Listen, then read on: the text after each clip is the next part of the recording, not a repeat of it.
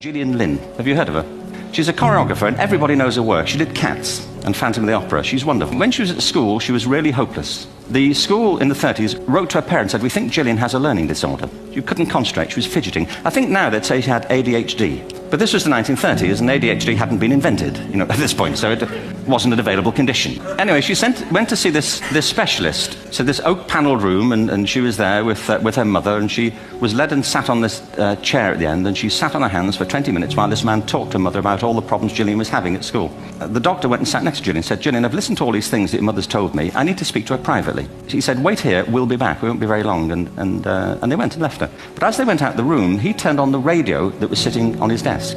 And when they got out the room, he said to her mother, "Just stand and watch her." The minute they left the room, she said she was on her feet, moving to the music. And they watched for a few minutes, and he turned to her mother, and he said, "Mrs. Lynne, Gillian isn't sick.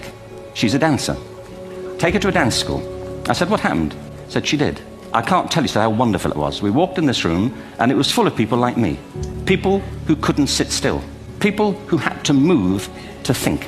She was eventually auditioned for the Royal Ballet School. She became a soloist. She had a wonderful career at the Royal Ballet. She eventually graduated from the Royal Ballet School, found her own company, the Gillian Lynne Dance Company. She's been responsible for some of the most successful musical theatre productions in history. She's given pleasure to millions, and she's a multi-millionaire.